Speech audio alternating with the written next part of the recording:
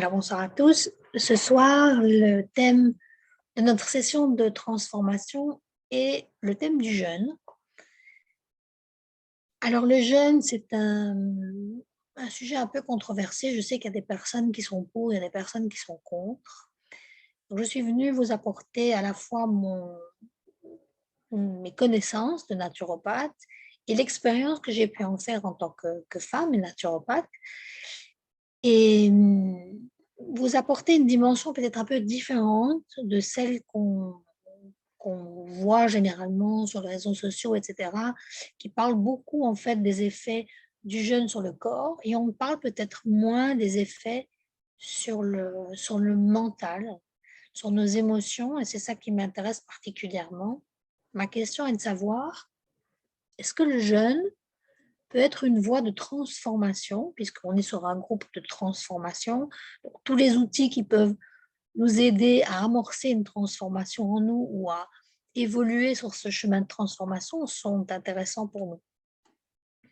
Donc, c'est la question que je me suis posée et j'ai compilé certaines idées, certaines informations. Alors, j'ai créé un petit e-book, un petit livre en ligne, que peut-être je peux le partager en même temps, qui sera disponible sur demande. Je vais essayer de me mettre en plein écran, si j'y arrive.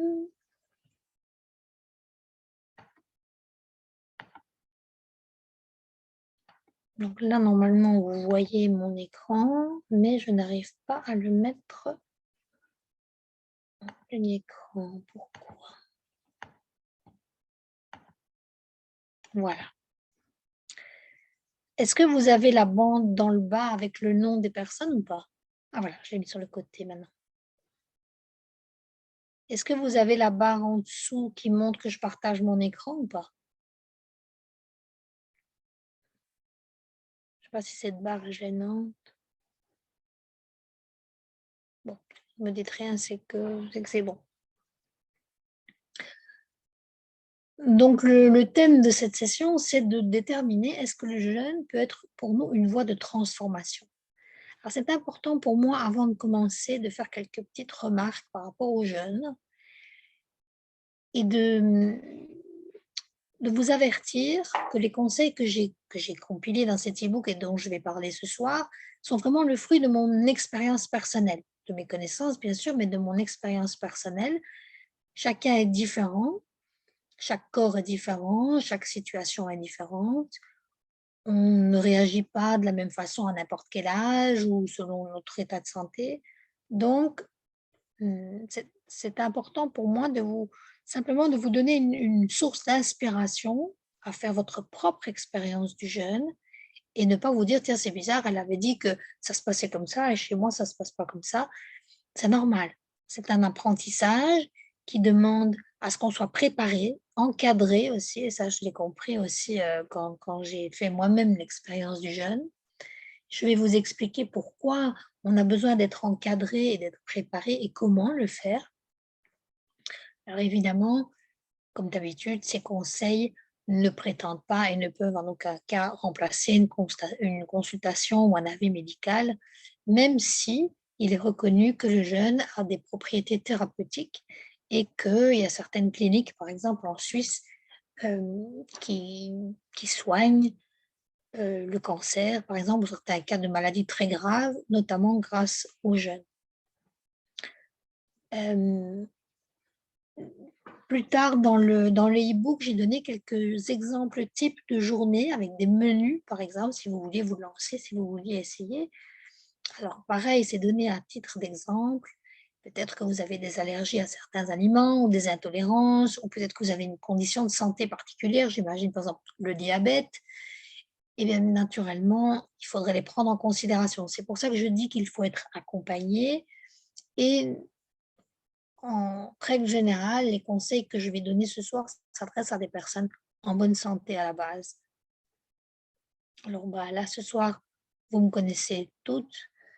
mais pour les personnes qui peut-être réécouteront cet enregistrement et qui ne me connaîtraient pas, qui me découvriraient en écoutant cet enregistrement pour la première fois, je suis donc naturopathe depuis quelques années maintenant, en plus de mes consultations privées, les accompagnements que je peux faire par rapport à un problème de santé particulier ou par rapport à une situation de vie particulière aussi. Je donne des formations, notamment sur les huiles essentielles, et j'ai créé plusieurs groupes sur des sujets qui me tenaient à cœur et qui me permettent de les approfondir, de partager mes connaissances et de recevoir aussi en échange l'expérience des autres. Et donc, j'ai plusieurs groupes, notamment sur les recettes de cuisine, sur la transformation sur lequel on est ce soir, sur les petits bobos du quotidien aussi, comment la naturopathie peut apporter ses outils. Et, et donc, je vous invite à les rejoindre si ce sont des sujets qui vous intéressent. Alors, je disais tout à l'heure que le jeûne est assez controversé, donc il y a des personnes qui sont complètement contre, il y a des personnes qui sont pour. Alors moi, je me dis, quelle est mon approche en fait? Comment est-ce que moi j'aborde cette controverse? Je me dis, est-ce que je suis pour, est-ce que je suis contre et sur quoi je me base pour me forger un avis? Et comment est-ce que vous devriez vous forger votre propre avis aussi, qui peut être différent du mien? Mais je pense que ce qui est intéressant, c'est de se dire, d'où vient le jeûne? Est-ce que c'est quelque chose qui existe depuis très longtemps? Donc je vais me baser sur l'histoire, je vais me baser sur les traditions, les sagesses ancestrales qui pour moi sont source d'enseignement. Et puis je vais regarder, puisque je suis naturopathe, et la naturopathie, ce n'est pas que des outils naturopathiques comme l'homéopathie, comme l'aromathérapie, comme la nutrition, etc. C'est aussi une philosophie. C'est une philosophie qui nous dit, regarde dans la nature et tu trouveras les réponses et tu verras comment vivre une vie heureuse, sereine, en étant en bonne santé le plus longtemps possible, parce que la nature est le reflet de qui tu es, tu fais partie de la nature, tu es un maillon de la chaîne de la nature, et à ce titre, tu es soumis à des lois naturelles que tu peux observer si tu observes la nature. Donc, en me basant sur ces critères-là, j'en ai déduit toute une série de choses que je vais vous partager aujourd'hui.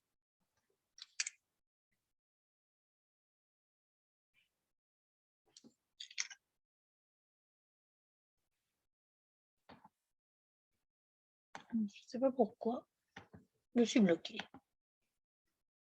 On ne veut plus avancer, on ne veut plus diminuer. Commencer.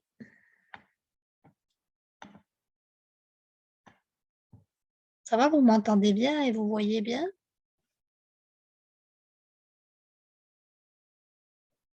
J'ai plus de réponse de personne, je m'inquiète un peu. C'est bon, Nathalie, on C'est entend bon. bien. Parfait, parfait, Ici, on t'entend. parfait. Alors, je ne sais pas pourquoi, au bout de 2 pages, il bloque. C'est bizarre, ça. C'est bien.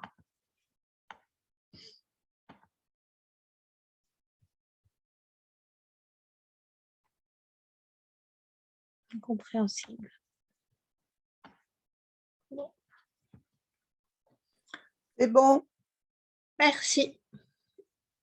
Alors, puisque je disais que je me suis intéressée de savoir d'où vient le jeûne, et la raison pour laquelle j'ai aussi décidé de faire cette session ce soir, c'est parce que je me suis rendu compte que cette semaine commençait le carême.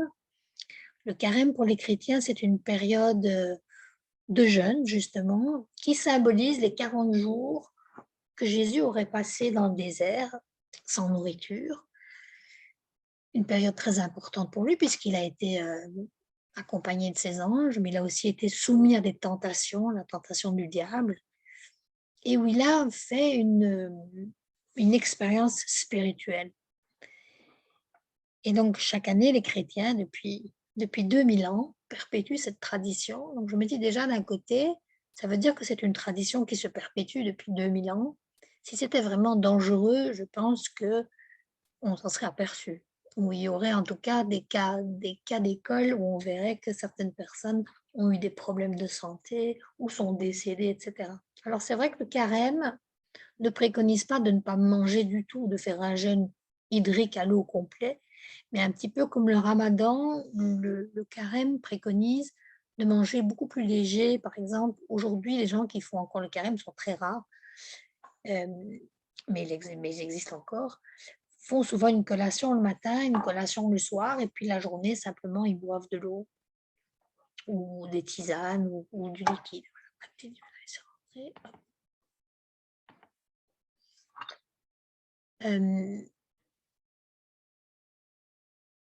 Donc, les sagesses ancestrales, comme aussi l'islam, qui préconise la pratique du ramadan, qui est aussi une période de jeûne depuis le lever du soleil jusqu'au coucher du soleil, qui est pratiquée souvent entre saisons, au moment du printemps, bah cette pratique n'est pas là par hasard.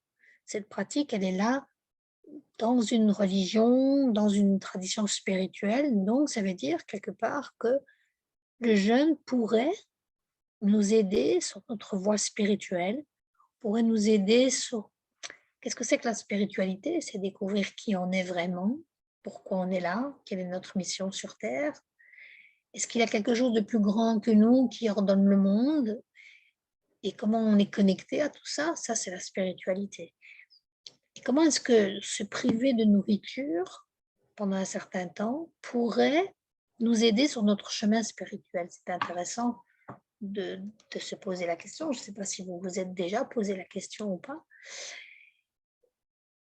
Mais en tout cas, ça existe et ça existe depuis très, très, très longtemps. Alors peut-être qu'une fois que le corps est privé de nourriture solide, peut-être qu'il est obligé d'aller chercher autre chose et peut-être que comme le pensent les yogis, la philosophie du yoga, il existe une énergie cosmique, une énergie qui viendrait du cosmos, que les yogis appellent le prana, qui nous serait possible d'absorber et que peut-être que quand on est gavé de nourriture terrestre, nourriture des aliments, peut-être qu'on ne cherche pas cette autre source d'énergie qui peut aussi être assimilée à la lumière. La lumière, ça peut être la lumière du soleil, l'énergie du soleil, mais ça peut être aussi la lumière au sens avec un grand L, c'est-à-dire cette lumière, cette illumination, qu'elle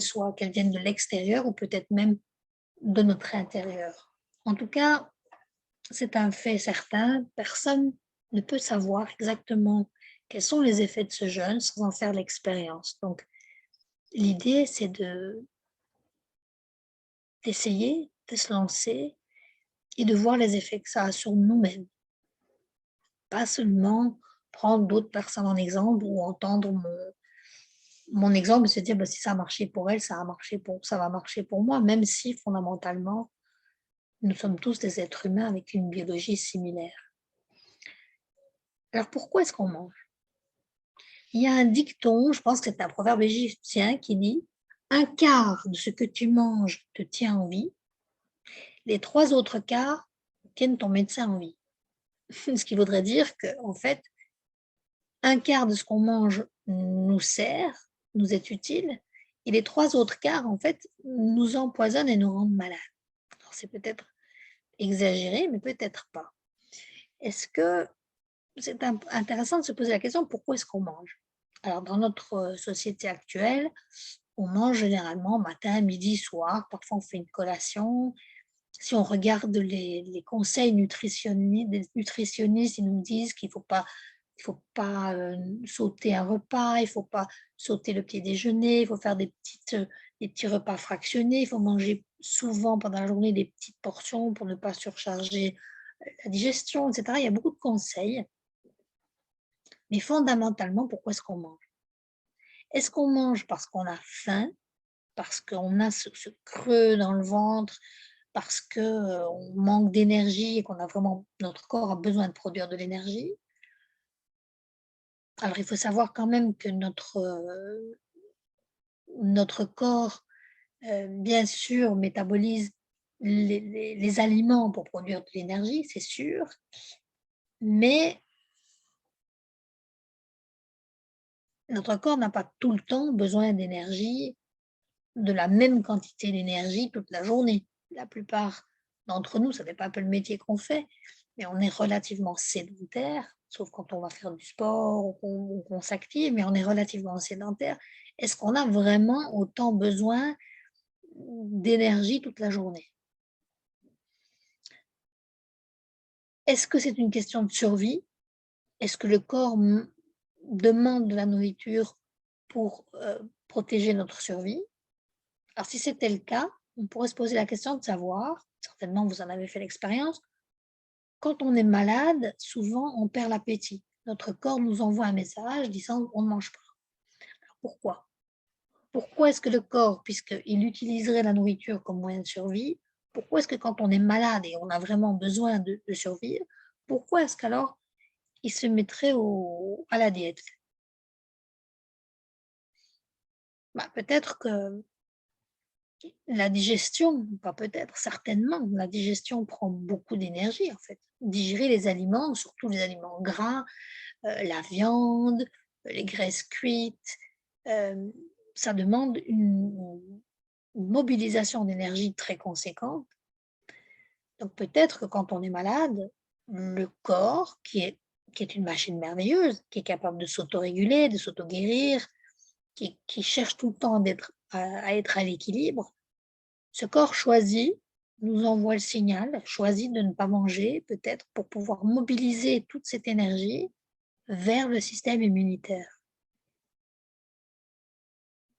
Peut-être aussi qu'en ingérant moins d'aliments, le corps a moins aussi, ça dépend ce qu'on mange, mais le corps doit, dans la digestion, il y a plusieurs fonctions.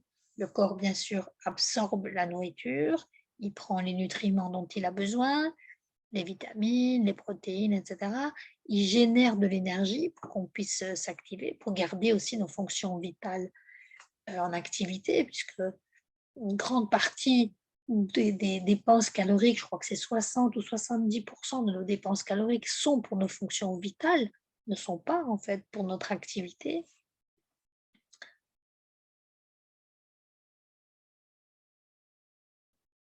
Peut-être donc qu'il mobilise toute cette énergie pour notre système immunitaire et en réduisant l'apport en toxines aussi que nous mangeons, il permet au corps de se purifier, de se nettoyer plus facilement et donc d'accéder à la guérison plus facilement.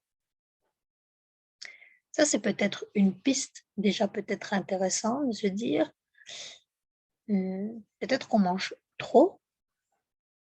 D'ailleurs, il est connu que les centenaires mangent très peu et la règle de la longé une des règles de la longévité, c'est justement de manger frugal, de manger peu. Donc diminuer la quantité d'aliments qu'on mange de toute façon, sans parler de jeûne, c'est toujours aider notre corps à fonctionner plus facilement. D'autre part, il faut savoir que quand le corps a besoin de mobiliser de l'énergie et qu'on ne lui donne pas des aliments, il a des réserves sous forme de graisse qu'il est capable de mobiliser. Donc on n'a pas besoin de faire quoi que ce soit et on n'a pas besoin d'en être conscient. Le corps automatiquement, très bien fait, va chercher dans nos graisses les ce dont il a besoin pour créer de l'énergie. Donc même si on n'a pas, d'aliments.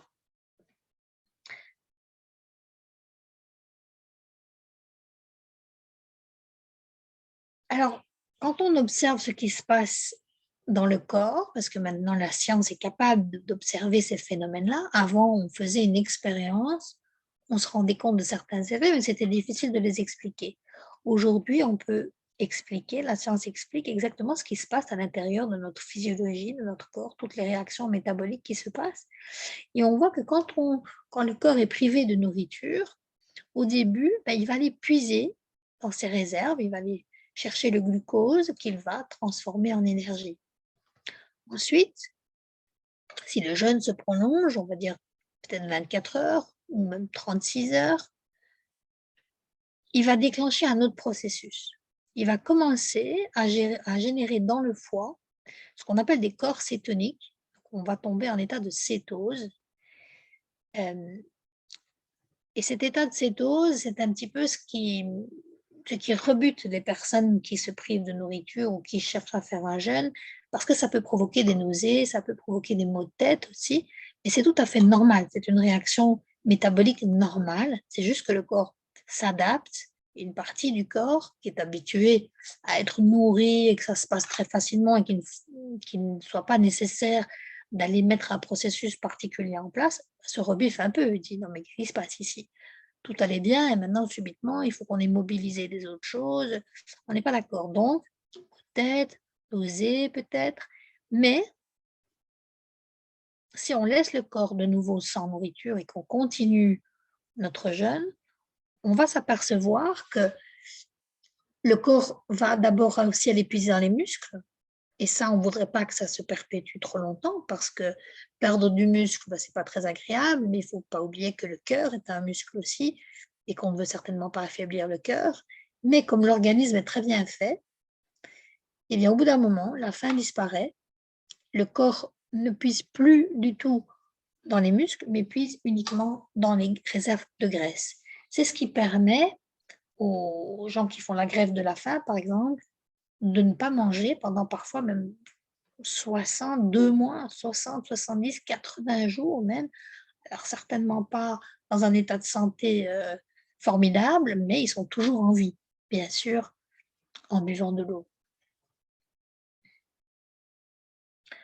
Donc, ça voudrait dire que on mange un peu, non pas par faim, non pas par besoin, peut-être par habitude.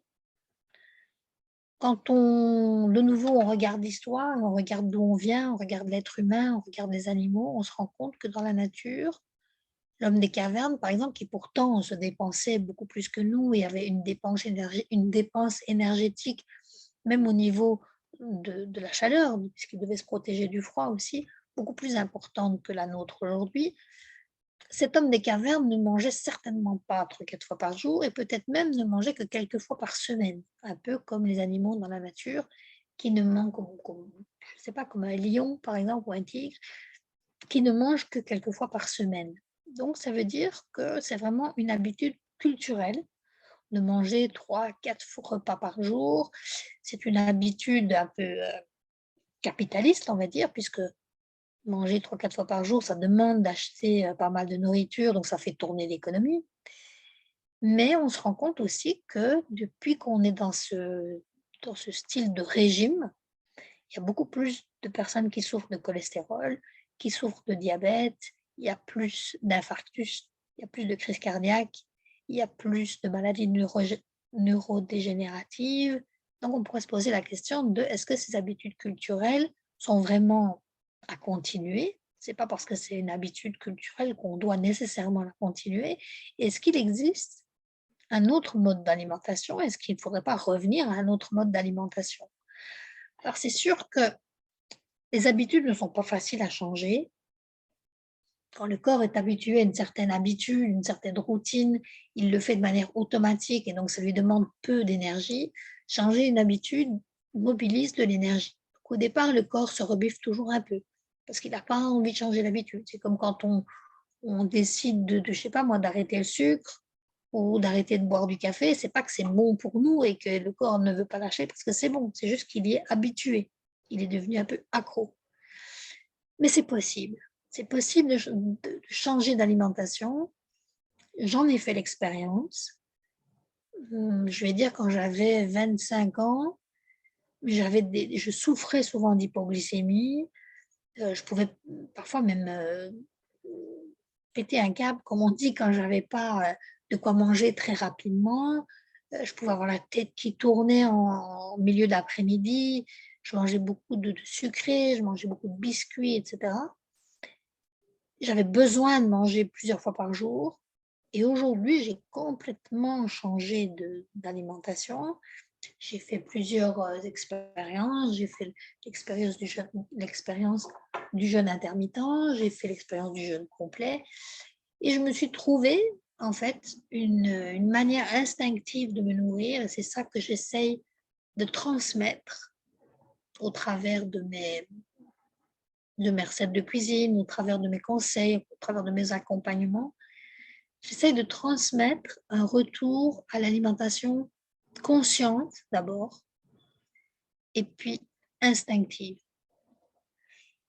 Alors, consciente, qu'est-ce que ça veut dire? Ça veut dire, je sais que je suis en train de manger. Alors, ça peut paraître ridicule, mais souvent, on ne se rend pas compte qu'on mange. Parce qu'on mange, on regarde la télévision, on mange, on regarde son portable, on mange et on papote avec quelqu'un d'autre. Donc, on mange, mais sans se rendre compte qu'on est en train de manger. Et donc, quand on ne mange pas avec la conscience de manger, on n'arrive pas très vite à satiété. Donc, ça veut dire que le message «j'ai suffisamment mangé» ne se fait pas facilement dans le cerveau. Déjà, il faut compter 10 à 15 minutes après avoir fini de manger pour que ce message soit envoyé, déjà. C'est pour ça que si vous avez envie d'un dessert, c'est toujours mieux d'attendre 10-15 minutes et puis souvent on n'en a plus envie.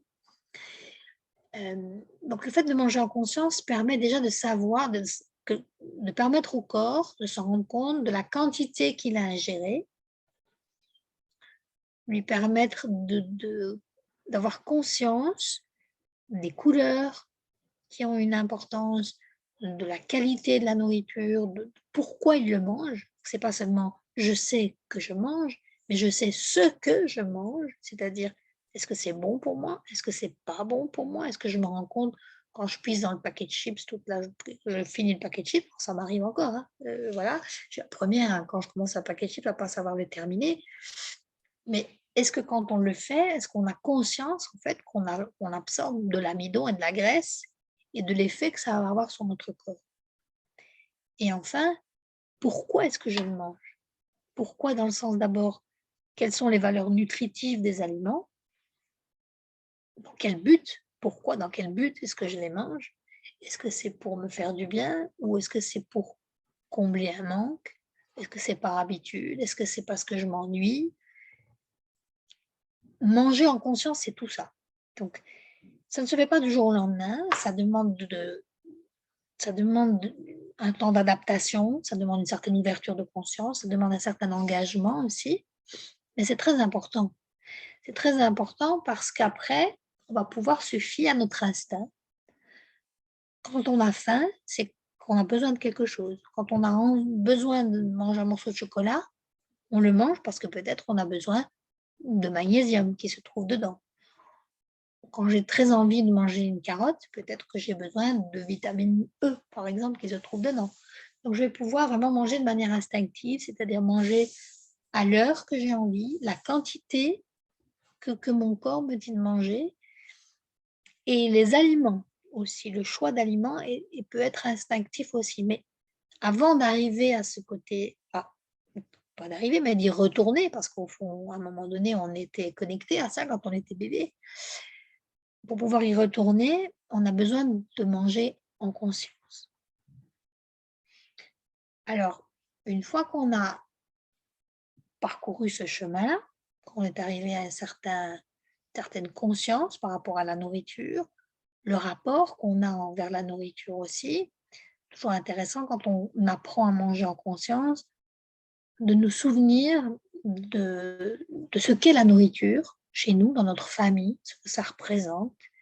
Est-ce qu'on nous a toujours forcé à manger notre assiette en nous disant, il y a des pauvres malheureux en Afrique qui n'ont rien à manger et si tu ne manges pas toute ton assiette, tu fais offense à ces gens-là et donc on finit toujours notre assiette même sans faim, par exemple. C'est un exemple au hasard. Une fois qu'on a compris certains de nos schémas, on peut commencer à changer nos habitudes. On peut commencer à changer nos habitudes par commencer à ne plus manger systématiquement à certaines heures, parce que c'est comme ça, mais de commencer à manger quand on a faim, quand on commence à ressentir la faim. On va se rendre compte en fait qu'au début, le corps envoie des signaux par habitude, on va avoir faim souvent, ok, et puis à un moment donné, c'est pas vraiment une faim, c'est plutôt un désir, j'ai plutôt envie de quelque chose.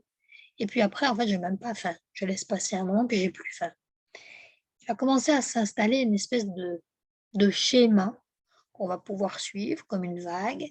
Et là, on peut commencer ce qu'on appelle, dont on parle beaucoup, le jeûne intermittent. Le jeûne intermittent, le grand principe du jeûne intermittent, c'est de ne pas manger, on va dire de 18 h le soir jusqu'à midi le lendemain matin.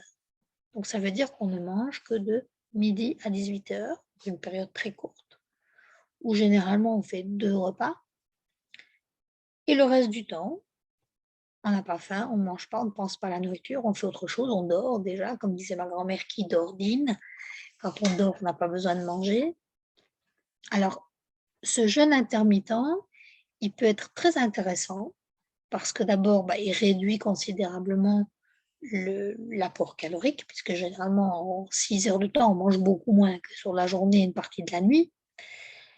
Il régule une certaine manière de manger qui fait qu'on ne mange pas le soir ou la nuit, où c'est le moment où le métabolisme est le plus lent et donc le plus à même à stocker parce qu'il n'utilise pas ses calories. Après, ce n'est pas un régime. Quand je dis régime, ce n'est pas dans le sens une manière de perdre du poids. Pour moi, un régime, c'est juste une manière de s'alimenter. C'est juste un schéma d'alimentation. Donc, ce n'est pas une manière de s'alimenter qui convient à tout le monde. Donc, il existe en Ayurveda plusieurs constitutions, Vata, Pitta, Kapha, selon notre constitution de base, qui peut modifier au fil de notre évolution. Le jeûne intermittent n'est pas toujours propice à notre santé. Il y a certaines constitutions qui ont besoin de manger le matin, par exemple. Donc, de nouveau, soit vous pouvez consulter un spécialiste en Ayurveda ou un ou une naturopathe qui va déterminer votre constitution et qui va vous recommander sur une base théorique des réponses aux questions qu'elle vous aura posées ou qu'il vous aura posées, de faire ce jeûne intermittent ou pas, ou d'adopter ce régime-là ou pas. Après, pour moi, rien de tel que l'expérience, rien de tel que l'instinct, rien de tel que la conscience.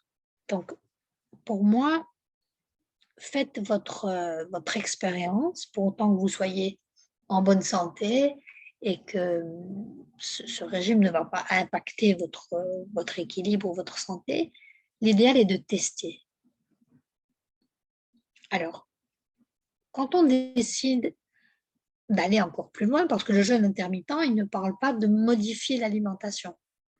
Simplement, le jeûne intermittent, c'est juste modifier quand on va manger. Le jeûne, vraiment la privation de nourriture, va beaucoup plus loin. Le jeûne demande une préparation et un cadre. Alors, je vais bien expliquer ça, et d'ailleurs, vous allez avoir toutes sortes de conseils par la suite. Pourquoi c'est important de se préparer? C'est quand même pour le corps un bouleversement. C'est comme si on se préparait à faire un grand voyage, une aventure, à faire je sais pas moi, une épreuve sportive. Ça demande une préparation. Et une préparation non seulement physique, mais aussi mentale, émotionnelle. Et non seulement ça demande une préparation, mais ça demande un accompagnement. Alors, un accompagnement, ça va depuis le moment où on décide de faire le jeûne jusqu'à la fin du jeûne et même après. Pourquoi? Parce qu'avant de faire le jeûne, on va poser un cadre, on va se poser les bonnes questions, se demander pourquoi on le fait, est-ce que je suis en bonne santé, comment est-ce que je vais le faire, sur combien de jours, qu'est-ce que je vais manger, où est-ce que je vais passer ce jeûne, parce que essayer de faire un jeûne, surtout un jeûne hydrique et un jeûne long, en continuant à travailler dans un bureau ou dans un supermarché, c'est totalement déconseillé. Et ça, je vais vous l'expliquer par la suite. Donc, poser le cadre est très important. Donc, ça demande déjà un accompagnement, quelqu'un qui peut vous conseiller de manière professionnel même, ou quelqu'un, vous pouvez vous tourner aussi vers quelqu'un qui a déjà pratiqué le jeûne, qui a l'habitude du jeûne, mais cette personne-là ne pourra pas vous conseiller par rapport à votre propre santé. Donc c'est important aussi de prendre en compte votre état de santé physique, mais aussi votre état de santé émotionnel. Et puis l'accompagnement va se poursuivre, parce que pendant le jeûne, on l'a vu, au moment de la cétose, on peut avoir des nausées, on peut avoir des maux de tête, on peut se sentir vraiment pas bien. J'en ai fait l'expérience et d'ailleurs j'ai j'ai fait en fait, 5 jours de jeûne, dont 3 complets ou 4 complets avec Marie-Aimée, avec Mao, il y a 3 ans je pense. Et on le faisait on était à 2, donc on se motivait l'une l'autre. On était là aussi pour se surveiller l'une l'autre, pour voir si la santé de l'une et de l'autre allait bien, pour pouvoir s'entraider. Mais au 3e jour, on n'était pas bien ni l'une ni l'autre, on ne savait pas sortir de notre lit et on constatait pour savoir si on allait continuer ou pas. Donc c'est bien aussi de connaître ses limites, mais être accompagné tout le temps, c'est très important. Tout seul, je pense qu'on laisserait tomber au premier signe de fatigue, au premier signe de mal-être et peut-être d'ailleurs, parfois, dans certains cas, peut-être qu'il faut laisser tomber. On peut entamer un jeûne avec tout notre cœur et notre enthousiasme et puis se dire à un moment donné: «Non, c'est pas pour moi, pas cette fois-ci, pas jusque-là» et c'est très bien aussi. C'est très bien aussi de reconnaître ses limites. Donc cet encadrement, ce cadre est très, très important. On ai parlé tout à l'heure, se poser les bonnes questions, c'est la base. Parce que faire un jeûne en espérant, par exemple, perdre du poids, n'est pas du tout la même démarche que faire un jeûne avec une quête spirituelle, en essayant de se connaître mieux soi-même, de connaître nos limites, de connaître nos points de rupture, de connaître nos désirs, nos envies, nos motivations aussi. Donc, très important de se poser les bonnes questions. Ensuite, la préparation physique est importante, c'est-à-dire que c'est trop brutal, ce serait trop brutal de manger normalement, on va dire, comme on mange d'habitude, et puis le lendemain de boire de l'eau toute la journée. C'est quasiment impossible, parce que le corps a besoin d'adaptation, il a besoin petit à petit de réduire son apport calorique, de se nettoyer, de se préparer complètement. Alors certaines personnes préconise avant de faire un jeûne, surtout un jeûne prolongé, un jeûne hydrique, de faire par exemple une purge, de complètement se nettoyer avec, il existe des laxatifs naturels qu'on peut prendre pour complètement se purifier, se nettoyer. Moi, je ne suis pas tout à fait pour parce que ces purges pour moi sont toujours un peu agressives et donc viennent, si pas détruire, en tout cas fragiliser la flore intestinale et c'est vraiment pas le but. Donc je préfère le faire sur une durée plus longue, réduire vraiment la quantité, la qualité des aliments, de manière à un moment donné à arriver très facilement à ne plus boire que des tisanes ou de l'eau ou des bouillons clairs sur la journée. Donc cette manière de faire, je pense, la manière que je vous propose, à nouveau, chacun est différent, mais je pense que c'est une manière de réduire les désagréments que peut provoquer le jeûne. Je pense que pas de désagrément du tout, je pense que c'est pas possible. Si on le fait correctement, qu'on va vraiment au fond des choses, je pense que pas de désagrément n'existe pas. Pour moi, toute transformation, comporte des moments de faiblesse, de vulnérabilité et c'est normal et ça fait partie du processus et il faut en avoir conscience et il faut, hem, l'accepter. Voilà, il faut déjà s'y préparer et d'écouter son corps, d'écouter les signaux que nous envoie le corps, de savoir aussi que nous pouvons lui faire confiance.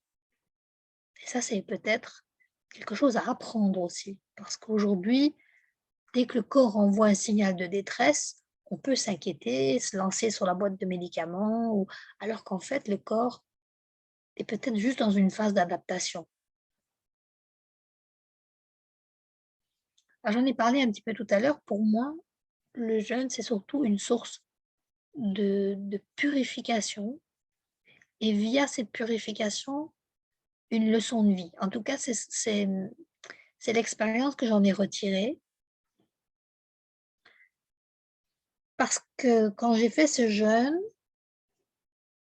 je me suis sentie, voilà, complètement différente. J'ai ressenti beaucoup de choses dans mon corps. J'ai fait l'expérience de choses nouvelles que je vais expliquer. Mais après le jeûne, c'est surtout après que les effets du jeûne arrivent, en fait. J'ai ressenti une plus grande connexion, on va dire, avec, avec les lois de la nature. J'ai ressenti qu'il y avait des choses qui s'ouvraient pour moi, des possibilités. Sont arrivées dans ma vie, des personnes sont arrivées dans ma vie, des opportunités. Alors, est-ce que c'est un hasard? Est-ce que c'est parce que mon mental était purifié? Est-ce que j'ai fait de la place pour quelque chose? Ça, je ne peux pas l'expliquer avec certitude. En tout cas, je peux juste dire, en tout cas, après mon jeûne, j'ai rencontré des nouvelles personnes qui m'ont fait beaucoup évoluer.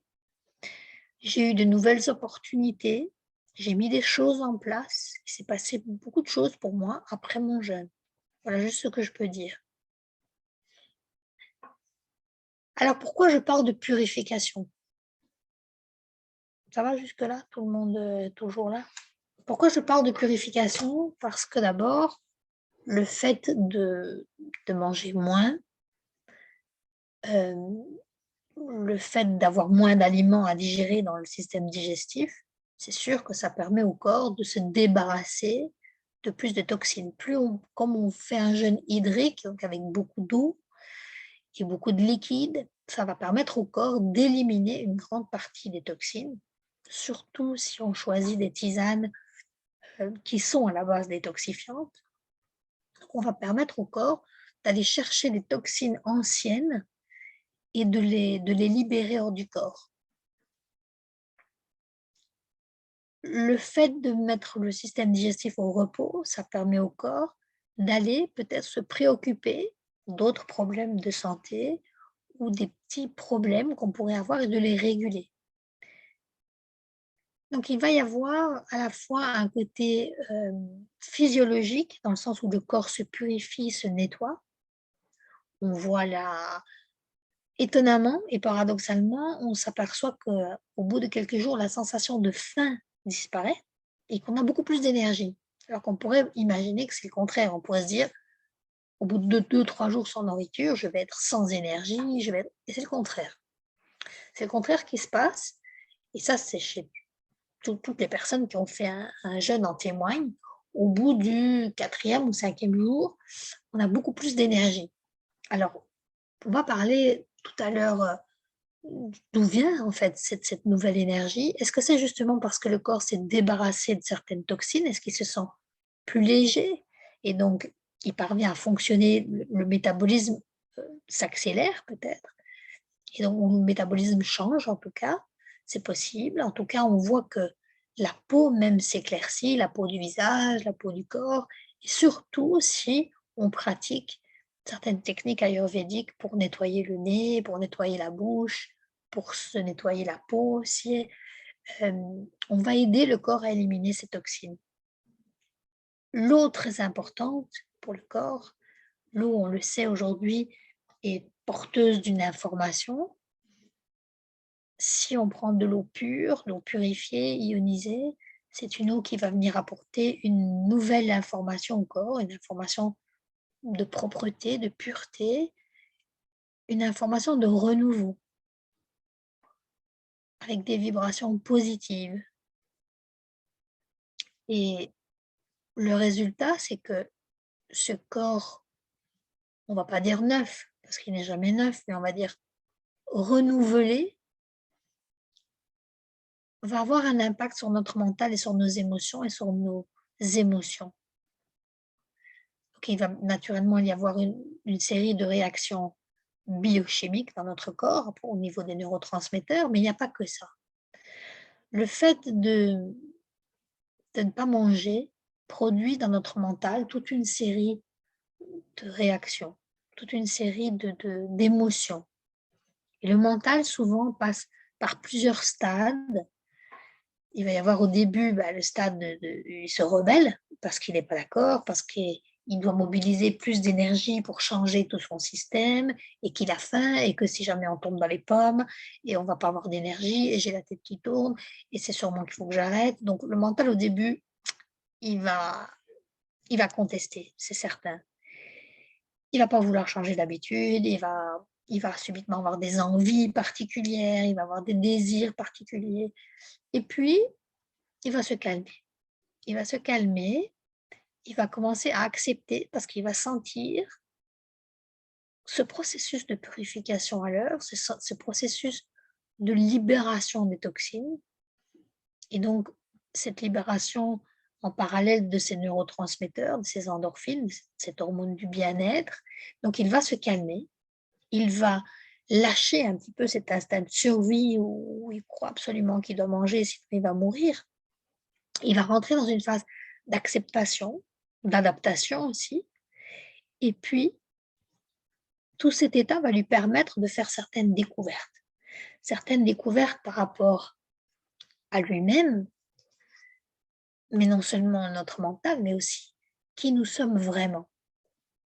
C'est-à-dire, peut-être même pour les personnes qui font un jeûne abouti, on va dire, peut-être même aller comprendre la nature même de notre être, qui n'est peut-être pas que ce corps, qui est peut-être aussi une âme qui a des aspirations, qui a des désirs, qui a des besoins aussi, et qui peut-être, ces besoins, ces désirs étaient étouffés par les besoins du corps. Donc une fois que le corps va lâcher prise, on va dire, le mental va lâcher prise, c'est là que quelque chose d'autre peut prendre la place, quelque chose qui peut s'ouvrir, ça peut être notre conscience qui s'ouvre, et peut-être même aussi notre cœur. Peut-être le cœur est le siège de la conscience, le siège de l'âme. Notre cœur va s'ouvrir à autre chose, va s'ouvrir à un état de bien-être, de détente, peut-être même de lâcher prise totale, cet état de non-agir, de ne rien faire, de laisser faire, que les Chinois appellent le Wu Wei. Et d'ailleurs, comme c'est un sujet qui m'intéresse beaucoup, j'ai prévu de faire la prochaine séance de transformation le 17 mars sur le thème du Wu Wei, c'est-à-dire cet état de laisser faire, de lâcher prise, comment y arriver et quels sont les impacts que ce lâcher prise peut avoir dans notre vie.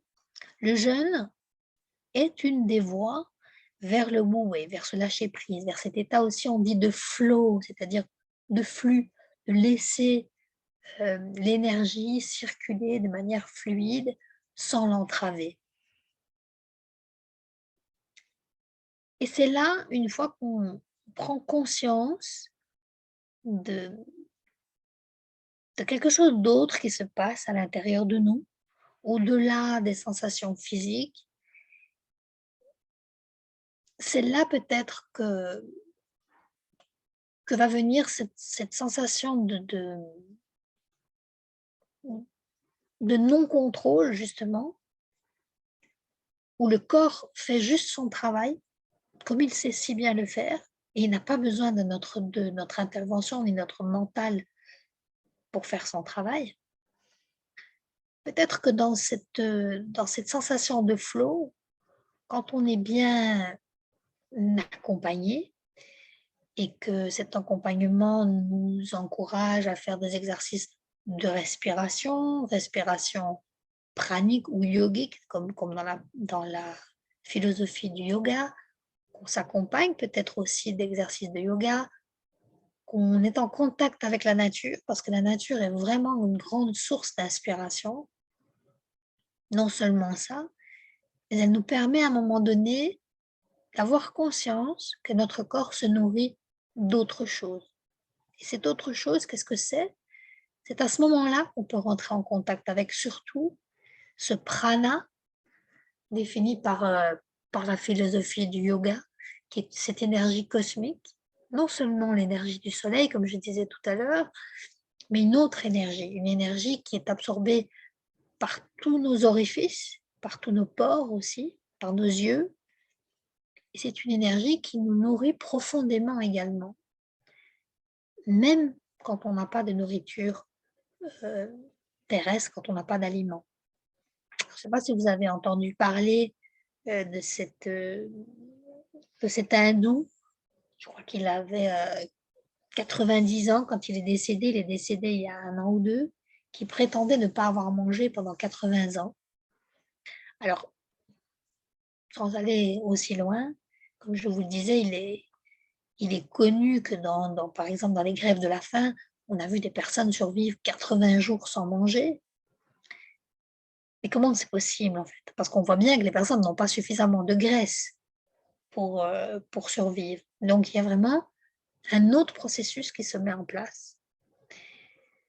Et quand cet autre processus se met en place, et j'en ai fait l'expérience à un moment donné où je sentais vraiment qu'il y avait quelque chose d'autre qui me nourrissait, et qui me nourrissait d'une autre manière.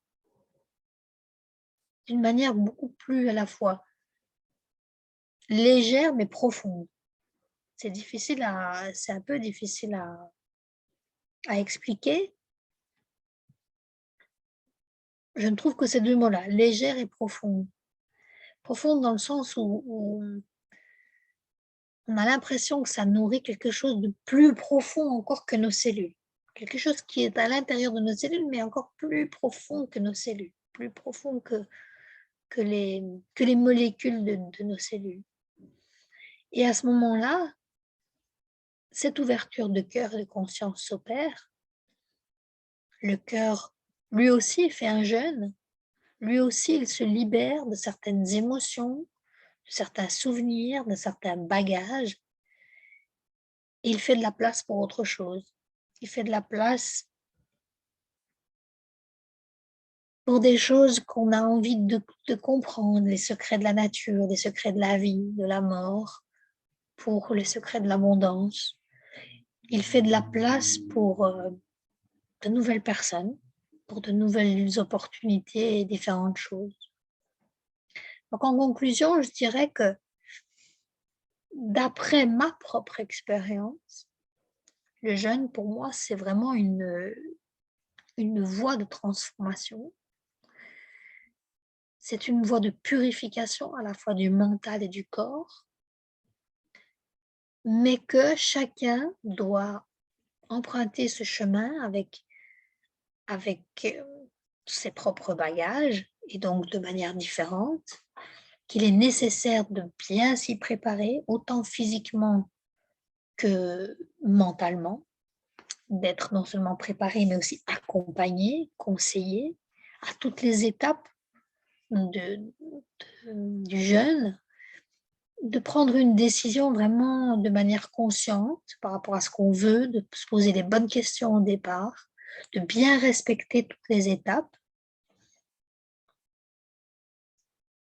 Ça, pour moi, c'est la base du jeûne. Après, quand il est pratiqué comme ça, dans ces conditions optimales, et si toutes les conditions sont respectées, je pense qu'on part à la découverte de soi. Peut-être pas la première fois qu'on fait un jeûne, peut-être la deuxième fois, peut-être la troisième fois, ou en tout cas, à chaque fois qu'on va le pratiquer, on va découvrir une autre facette de soi-même. Peut-être qu'on est comme ces boules à facettes, on a peut-être comme un diamant, on a peut-être de multiples facettes. Et donc, le jeûne est une manière, peut-être à chaque fois, de découvrir une facette de nous-mêmes et d'accéder à cette